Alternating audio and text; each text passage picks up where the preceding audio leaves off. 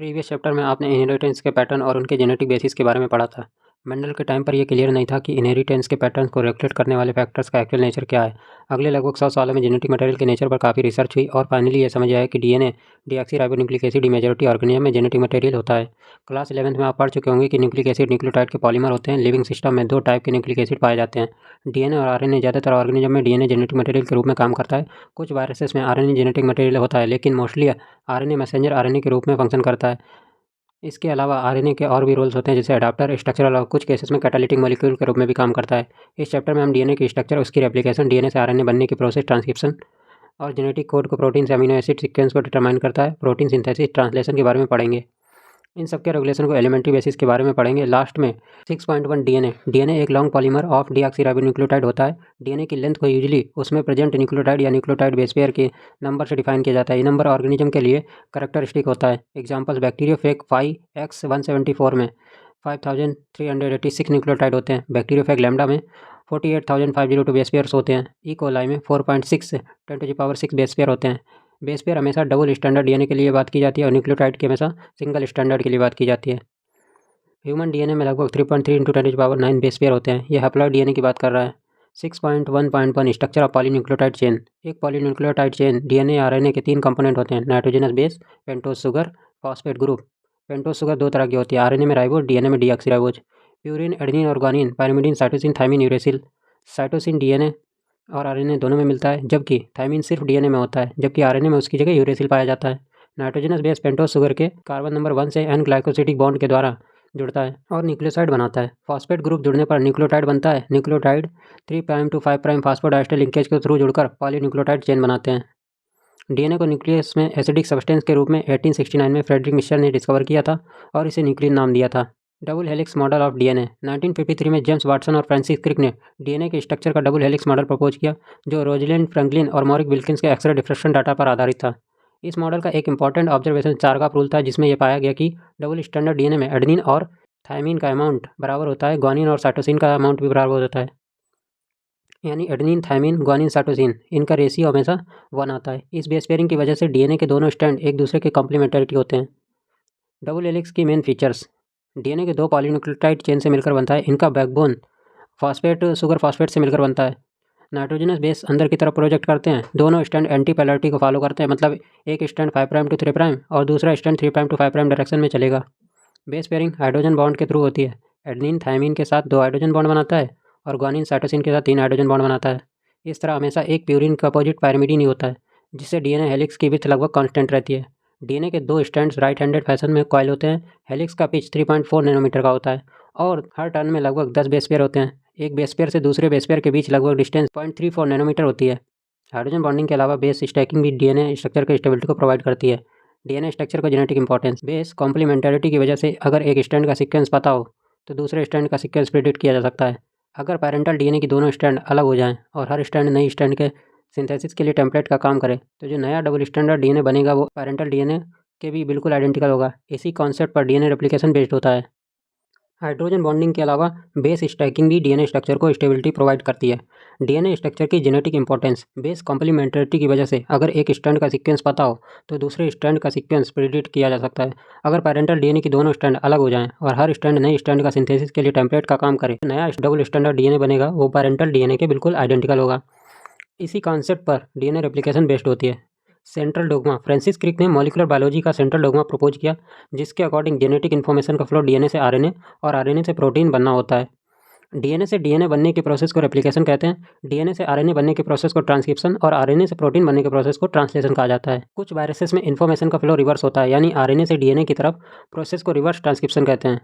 Packaging of DNA helix. अगर एक typical mammalian cell में डीएनए की टोटल लेंथ कैलकुलेट की जाए, ये लगभग 2.2 मीटर होती है, जबकि न्यूक्लियस का साइज सिर्फ माइक्रोमीटर स्केल पर होता है। इसलिए इतना लंबा डीएनए सेल के अंदर बहुत ही टाइटली और एफिशिएंटली पैक किया जाता है। प्रोकैरियोट में जैसे इकोलाई में DNA negatively charge particle positively charge protein से साथ मिलकर न्यूक्लियोइड रीजन बनाता है। यूकैरियोट्स में डीएनए पैकिंग और भी कॉम्प्लेक्स होती है। यहाँ पॉजिटिवली चार्ज बेसिक प्रोटीन्स होते हैं, जिन्हें स्टोन्स कहते हैं। स्टोन्स लाइसिन और आर्जिनिन जैसे बेसिक अमीनो एसिड से रिच होते हैं, इसलिए उन पर पॉजिटिव चार्ज होता है। 8 स्टोन मॉलिक्यूल मिलकर स्टोन ऑक्टोमर बनाते हैं। Negatively charge DNA stone octamer का अराउंड रैप होकर न्यूक्लियोसोम बनाता है। एक न्यूक्लियोसोम में लगभग 200 बेस पेयर होते हैं। न्यूक्लियोसोम मिलकर क्रोमैटिन बनाते हैं, जो न्यूक्लियस के अंदर थ्रेड लाइक स्ट्रक्चर में दिखाई देता है। इलेक्ट्रॉन माइक्रोस्कोप में क्रोमेटिन बीट्स ऑन स्ट्रिंग जैसा दिखता है। आगे चलकर क्रोमेटिन और ज़्यादा क्वाइल्ड होकर क्रोमेटिन फाइबर्स और फिर क्रोमोसोम बनाता है। क्रोमेटिन के दो टाइप्स होते हैं, euchromatin lightly packed transcriptionally active, heterochromatin tightly packed transcriptionally inactive. The search of genetic material. DNA को जेनेटिक मटेरियल के रूप में एक्सेप्ट करने में काफ़ी समय लगा, चाहे न्यूक्लियन की डिस्कवरी और मेंडल के इनहेरिटेंस प्रिंसिपल लगभग सेम टाइम पर हुई हो। 1926 तक जेनेटिक इनहेरिटेंस का स्टडी मोलिकुलर लेवल तक पहुंच चुका था और कई साइंटिस्ट जैसे Gregor John Mendel, Walter Sutton, Thomas Hunt Morgan ने यह सजेस्ट कर दिया था कि क्रोमोसोम इनहेरिटेंस के कैरियर्स होते हैं, लेकिन ये क्लियर नहीं था कि क्रोमोसोम का कौन सा मॉलिक्यूल एक्चुअल जेनेटिक मटेरियल था। 6.2.1 ट्रांसफॉर्मिंग प्रिंसिपल ग्रिफिथ एक्सपेरिमेंट। 1928 में फ्रेडरिक ग्रिफिथ ने स्ट्रेप्टोकोकस न्यूमोनिया बैक्टीरिया पर एक्सपेरिमेंट किए जो न्यूमोनिया कॉज करते थे। इन बैक्टीरिया के दो स्ट्रेन होते हैं, एस स्ट्रेन और आर स्ट्रेन। एस स्ट्रेन वाला वायरुलेंट होता है, न्यूमोनिया कॉज करता है। आर स्ट्रेन वाला वायरुलेंट नहीं होता है, वह न्यूमोनिया कॉज नहीं करता है। एस स्ट्रेन के बाद पॉलीसैकेराइड कैप्सूल यानी पहले सैकेराइड कोटिंग होती है, जबकि आर स्ट्रेन के बाद पॉलीसैकेराइड कोटिंग नहीं होती है। एस स्ट्रेन से इन्फेक्टेड माइस मर जाता है, जबकि आर वाले से जिंदा रहता है। ग्रिफिथ ने ऑब्जर्व किया कि हीट किल्ड एस स्ट्रेन माइस को नहीं मारता है, लेकिन जब हीट किल्ड एस स्ट्रेन को लाइव आर स्ट्रेन के साथ इंजेक्ट किया जाता है तो माइस मर जाता है। डेड माइस में से एस स्ट्रेन को एक्सट्रैक्ट किया गया। इस एक्सपेरिमेंट से ये कंक्लूजन निकला कि कोई ट्रांसफॉर्मिंग प्रिंसिपल आर स्ट्रेन को एस स्ट्रेन में ट्रांसफर कर देता है। इस ट्रांसफॉर्मिंग प्रिंसिपल की केमिकल नेचर ग्रिफिथ ने आइडेंटिफाई नहीं कर पाई। Biochemical nature of transforming principle को एवरी मैकलियॉड एंड मकार्टी ने बताया।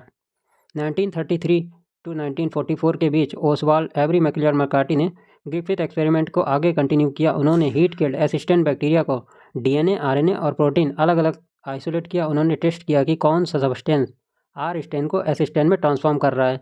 सिर्फ डीएनए से आर स्टेन को एस स्टेन में ट्रांसफॉर्म किया, बाकी प्रोटीएज, आरएनएज जैसे एंजाइम ने ट्रांसफॉर्मेशन को कोई इफेक्ट नहीं डाला। डीएनए ने ट्रांसफॉर्मेशन को रोक दिया। इससे ये कंक्लूड होता है कि डीएनए ट्रांसफॉर्मिंग प्रिंसिपल है और डीएनए ही जेनेटिक मटेरियल है। फिर भी कई साइंटिस्ट इस कंक्लूजन से पूरी तरह कन्विक्टेड नहीं थे। Proof the DNA is genetic material. Hershey Chase experiment 1952 में अल्फ्रेड हर्षे, मार्था चेज ने बैक्टीरियोफेज पर एक्सपेरिमेंट किए। बैक्टीरियोफेज ऐसे वायरस होते हैं जो बैक्टीरिया को इन्फेक्ट करते हैं। उन्होंने दो टाइप के बैक्टीरियोफेज ग्रो किए, एक रेडियो एक्टिव फास्फोरस के साथ और दूसरा रेडियो एक्टिव सल्फर के साथ। डीएनए में फास्फोरस होता है, सल्फर नहीं होता है, जबकि प्रोटीन में सल्फर होता है, फास्फोरस नहीं होता है।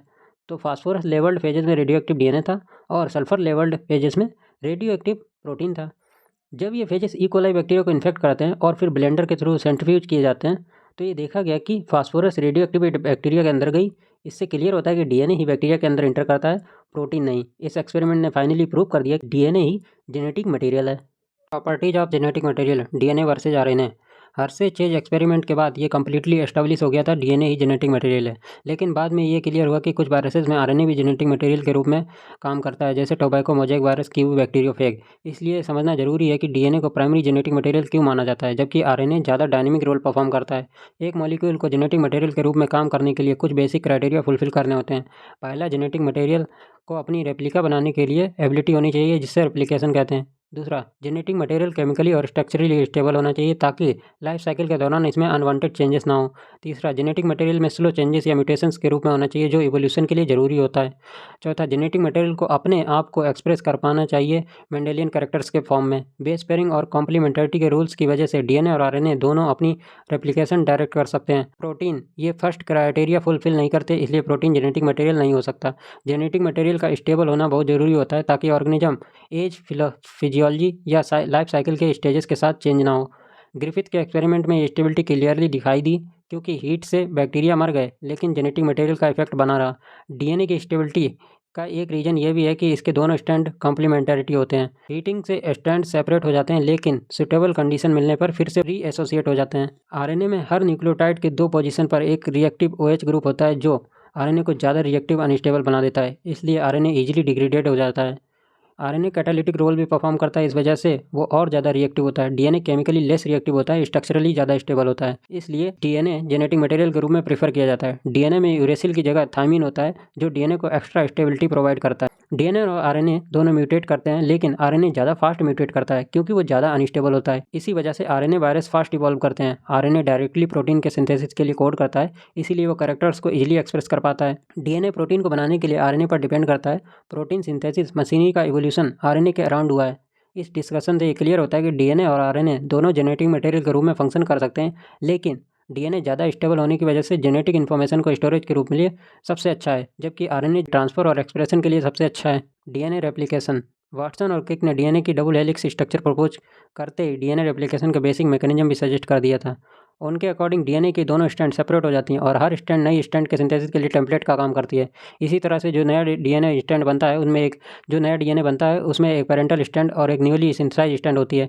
इसी मॉडल को सेमी कंजर्वेटिव रेप्लिकेशन कहा जाता है। Experimental proof of semi conservative replication Meselson and stall 1958 में मेसेल्सन एंड स्टाल ने ई कोलाई बैक्टीरिया पर एक्सपेरिमेंट करके डीएनए रेप्लिकेशन के सेमी कंजर्वेटिव नेचर को प्रूव किया। उन्होंने ई कोलाई को पहले ऐसे मीडियम में ग्रो कराया जिसमें हैवी नाइट्रोजन आइसोटोप था, जिससे डीएनए हैवी हो गया। इसके बाद बैक्टीरिया को नॉर्मल नाइट्रोजन वाले मीडियम में ट्रांसफ़र किया गया। डिफरेंट टाइम इंटरवल पर डीएनए एक्सट्रैक्ट करके उसे डेंसिटी ग्रेड सेंट्रीफ्यूगेशन एनालाइज करता है कि फर्स्ट जनरेशन के बाद डीएनए का डेंसिटी इंटरमीडिएट पाया गया, जो हाइब्रिड डीएनए था N15 और N14 वाला। सेकेंड जनरेशन के बाद दोनों स्टैंड जो थे वो N14 और एक हाइब्रिड डीएनए प्राप्त हुआ। इसी ऑब्जर्वेशन से क्लियरली प्रूव कर दिया गया कि डीएनए रेप्लिकेशन सेमी कंजर्वेटिव होता है। मैकेनिज्म ऑफ डीएनए रेप्लिकेशन के लिए एक एंजाइम की ज़रूरत होती है। सबसे इंपॉर्टेंट एंजाइम है डीएनए डिपेंडेंट डीएनए पॉलीमरेज, जो टेम्पलेट डीएनए की हेल्प से डीऑक्सीराइबोन्यूक्लियोटाइड को पॉलीमराइज करता है। डीएनए पॉलीमरेज सिर्फ 5' to 3' डायरेक्शन में ही काम करता है। ई कोलाई में लगभग 4.6 × 10⁻6 बेस पेयर होते हैं और रेप्लिकेशन लगभग 18 मिनट में कंप्लीट होता है। इसका मतलब एवरेज रेट जो है 2000 बेस पेयर पर सेकेंड होता है। रेप्लिकेशन एक एनर्जी कंज्यूमिंग प्रोसेस है जिसमें डीऑक्सीराइबोन्यूक्लियोटाइड ट्राइफॉस्फेट एनर्जी सोर्स के रूप में काम करता है। रेप्लिकेशन के दौरान एरर्स भी हो सकते हैं जिनसे म्यूटेशन हो सकता है, इसलिए डीएनए पॉलीमरेज हाईली फाइडेलिटी के साथ काम करता है। रेप्लिकेशन के दौरान डीएनए पूरी लेंथ में एक साथ ओपन नहीं करता बल्कि छोटे छोटे रीजन्स में ओपन करता है, जिन्हें रेप्लिकेशन फोर्क कहते हैं। एक स्ट्रैंड कंटिन्यूसली सिंथेसाइज होती है जिससे लीडिंग स्ट्रैंड कहा जाता है। दूसरी स्ट्रैंड डिसकंटिन्यूअस सिंथेसाइज होती है जिसे लैगिंग स्ट्रैंड कहा जाता है।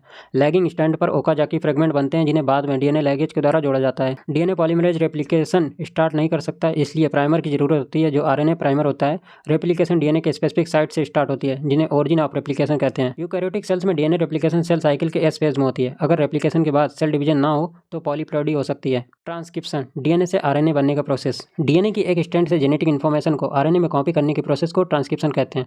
ट्रांसक्रिप्शन में भी बेस पेयरिंग का प्रिंसिपल फॉलो होता है, लेकिन यहाँ थायमिन की जगह यूरेसिल आरएनए में यूज होता है। डीएनए की दोनों स्ट्रैंड ट्रांसक्रिप्शन के लिए यूज़ नहीं होती, सिर्फ एक स्ट्रैंड टेम्पलेट के रूप में काम करती है जिसे टेम्पलेट स्ट्रैंड कहते हैं। दूसरी स्ट्रैंड कोडिंग के स्ट्रैंड के रूप में काम करती है क्योंकि उसका सीक्वेंस आरएनए जैसा होता है, बस थायमिन की जगह यूरेसिल होता है। अगर दोनों डीएनए स्ट्रैंड ट्रांसक्रिप्शन के लिए यूज होती तो दो अलग अलग कम्प्लीमेंट्री आरएनए बन जाते जो प्रोटीन सिंथेसिस के लिए यूजफुल नहीं होते, इसलिए ट्रांसक्रिप्शन सिर्फ एक ही स्ट्रैंड से होती है। ट्रांसक्रिप्शन यूनिट डीएनए का वो पार्ट जहाँ आरएनए सिंथेसिस होती है ट्रांसक्रिप्शन यूनिट कहलाता है। ट्रांसक्रिप्शन यूनिट के 3 मेन पार्ट होते हैं: promoter, structural gene and terminator. Promoter वो डीएनए सीक्वेंस होता है जिसमें आरएनए पॉलीमरेज बाइंड करता है, ट्रांसक्रिप्शन स्टार्ट हो जाती है। स्ट्रक्चरल जीन वो डीएनए रीजन होता है जो आरएनए के सीक्वेंस को कोड करता है। टर्मिनेटर वो सीक्वेंस होता है जो जहाँ पर ट्रांसक्रिप्शन खत्म हो जाता है। आरएनए पॉलीमरेज प्रोमोटर से बाइंड करके टेम्पलेट स्ट्रैंड को रीड करता है, 5' to 3' डायरेक्शन में आरएनए सिंथेसाइज करता है। Transcription process in prokaryotes. Prokaryote में एक ही आरएनए पॉलीमरेज होता है जो सारे टाइप के आरएनए सिंथेसाइज करता है। आरएनए पॉलीमरेज प्रोमोटर से बाइंड होता है, डीएनए को लोकली अनबाइंड करता है और आरएनए सिंथेसिस करता है। आरएनए सिंथेसिस इलॉन्गेशन के फेज में चलती रहती है जब तक टर्मिनेटर सीक्वेंस नहीं आ जाता। टर्मिनेटर पर पहुंचते ही आरएनए पॉलीमरेज डिटैच हो जाता है और आरएनए रिलीज होता है। प्रोकैरियोट्स में ट्रांसक्रिप्शन और ट्रांसलेशन के साथ एक साथ हो सकते हैं क्योंकि न्यूक्लियस एब्सेंट होता है। ट्रांसक्रिप्शन इन यूकैरियोट्स में ट्रांसक्रिप्शन ज़्यादा कॉम्प्लेक्स होती है। यहाँ 3 टाइप्स के आरएनए पॉलीमरेज काम करते हैं: आरएनए पॉलीमरेज 1 जिसमें आरआरएनए सिंथेसाइज होता है, RNA polymerase 2 hnRNA mRNA precursor बनाता है और आरएनए सेक 3 टीआरएनए और 5SR आरएनए बनाता है। यूकैरियोट में प्राइमरी ट्रांसक्रिप्शन हेटरोटॉपिक आरएनए कहलाता है। इन हेटरोटॉपिक आरएनए में इंट्रॉन्स और एक्सॉन्स होते हैं। इंट्रॉन्स नॉन कोडिंग रीजन होते हैं जिन्हें रिमूव किया जाता है। एक्सॉन्स कोडिंग रीजन होते हैं जिन्हें स्प्लाइसिंग के बाद जोड़ा जाता है। इस प्रोसेस को आरएनए स्प्लाइसिंग कहते हैं। स्प्लाइसिंग के अलावा हेटरोटॉपिक आरएनए में कैपिंग और टेलिंग भी होती है। 5' एंड पर मिथाइलेज ग्वानिसिन कैपिंग की जाती है। 3' एंड पर पॉलीएडेनाइलेट की टेलिंग की जाती है। प्रोसेस्ड एमआरएनए न्यूक्लियस से साइटोप्लाज्म में आ जाता है जहां ट्रांसलेशन शुरू होता है। Section 6.5 genetic code. ट्रांसक्रिप्शन के बाद नेक्स्ट स्टेप होता है ट्रांसलेशन, जिसमें जेनेटिक इन्फॉर्मेशन न्यूक्लिक एसिड से प्रोटीन में कन्वर्ट होती है। इस प्रोसेस के लिए एक कोड की जरूरत होती है जो न्यूक्लियोटाइड के सीक्वेंस को अमीनो एसिड के सीक्वेंस में ट्रांसलेट करे। इसी कोड को जेनेटिक कोड कहते हैं। जेनेटिक कोड की कॉन्सेप्ट इस ऑब्जर्वेशन से आई कि डीएनए सीक्वेंस में चेंज होने पर प्रोटीन के अमीनो एसिड सीक्वेंस भी चेंज हो जाता है। जेनेटिक कोड के main features. Genetic code triplet के फॉर्म में होते हैं, यानी 3 न्यूक्लियोटाइड मिलकर एक कोडॉन बनाते हैं। हर कोडॉन एक स्पेसिफिक अमीनो एसिड के लिए कोड करता है या फिर स्टॉप सिग्नल के रूप में काम करता है। टोटल 64 कोडॉन्स होते हैं, जिनमें से 61 अमीनो एसिड के लिए कोड करते हैं, 3 स्टॉपिंग कोडॉन्स होते हैं। जेनेटिक कोड अनएम्बिगुअस होते हैं, यानी एक कोडॉन सिर्फ एक ही अमीनो एसिड के लिए कोड करता है। जेनेटिक कोड डीजेनरेटिव होते हैं, मतलब एक अमीनो एसिड के लिए एक से ज़्यादा कोडॉन्स हो सकते हैं। जेनेटिक कोड नॉन ओवरलैपिंग होता है, यानी कोडॉन्स एक दूसरे के ऊपर ओवरलैप नहीं करते। जेनेटिक कोड कॉमालेस होता है, यानी रीडिंग के दौरान पंक्चुएशन या कॉमा नहीं होता है। जेनेटिक कोड नियरली यूनिवर्सल होता है, यानी ऑलमोस्ट सभी ऑर्गेनिज्म में सेम रहता है। स्टार्ट कोडॉन AUG होता है, जो मिथ्योनिन के लिए कोड करता है। Stop codon UAG, UGA, UAA होते हैं। Section 6.6 translation protein synthesis. Translation वो प्रोसेस है जिसमें mRNA के कोडॉन्स के अकॉर्डिंग अमीनो एसिड को जोड़कर प्रोटीन बनाया जाता है। ट्रांसलेशन के लिए tRNA, mRNA और राइबोसोम की ज़रूरत होती है। tRNA एक अडाप्टर मॉलिक्यूल के रूप में काम करता है, जो अमीनो एसिड को राइबोसोम तक लाता है। हर tRNA में एक एंटीकोडॉन होता है, जो mRNA के कोडॉन के कॉम्प्लीमेंटरी होता है। tRNA के दूसरे एंड पर अमीनो एसिड अटैच होता है। ट्रांसलेशन के स्टेप सबसे पहले अमीनो एसिड ATP की हेल्प से एक्टिवेट होते हैं और अपना स्पेसिफिक tRNA के साथ अटैच हो जाते हैं।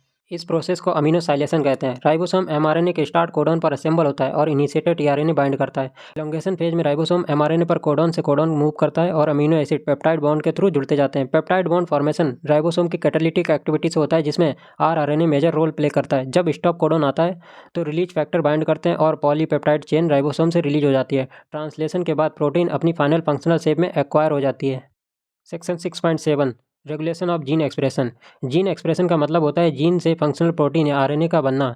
सभी जीन्स पर हर समय एक्सप्रेस नहीं होते हैं, उनको टाइम, सेल टाइप और एनवायरनमेंट के अकॉर्डिंग रेगुलेट किया जाता है। जीन एक्सप्रेशन का रेगुलेशन एनर्जी सेव करने के लिए, सेल को एफिशिएंट बनाने के लिए बहुत इंपॉर्टेंट होता है। प्रोकैरियोट में जीन रेगुलेशन का क्लासिक एग्जाम्पल लैक ओपेरॉन है। 6.7.1 lac operon Jacob Monod model. Lac operon E coli bacteria में होता है, जो लैक्टोज मेटाबॉलिज्म को रेगुलेट करता है। इस ओपेरॉन में 3 स्ट्रक्चरल जीन्स होते हैं, लैक जेड बीटा गैलेक्टोसाइडेज के लिए, लैक वाई परमीएज के लिए, लैक ए ट्रांसएस्टाइलेज एंजाइम के लिए होता है। इन जीन के अलावा लैक ओपेरॉन में regulatory gene, promoter, operator region भी होते हैं। रेगुलेटरी जीन के रिप्रेसर प्रोटीन बनता है। ऑपरेटर वो रीजन होता है जहाँ रिप्रेसर बाइंड करता है।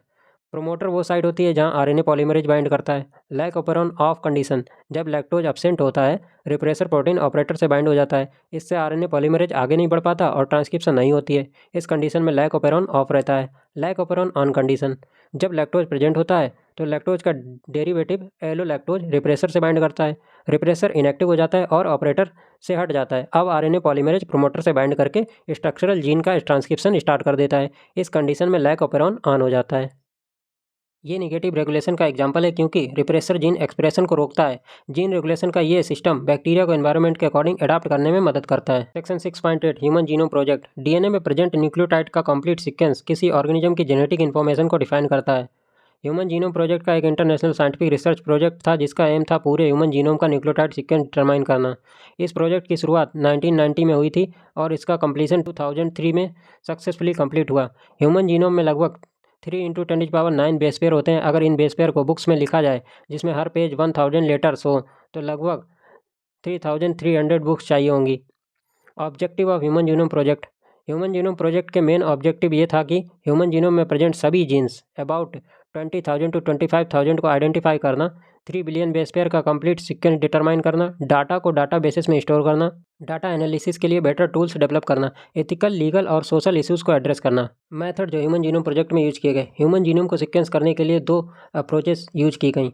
Express sequence tags ESTS। इस अप्रोच में सिर्फ उन जीन्स को सीक्वेंस किया गया जो एक्टिवली एक्सप्रेस होते रहे। सीक्वेंस एनोटेशन, इसमें पूरे जीनोम का सीक्वेंस को डिटरमाइन करके उसमें जीन्स को आइडेंटिफाई किया गया। DNA बहुत लंबा होता है, इसलिए उन्हें छोटे फ्रेगमेंट्स में तोड़कर EAC bacterial artificial chromosome, YAC yeast artificial chromosome vectors में क्लोन किया गया।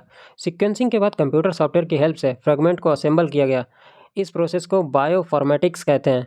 Silent feature of human genome. Human genome से कुछ important feature. Total length 3.164 billion base pair. Average gene size 3000 base pair. Largest human gene dystrophin gene होता है।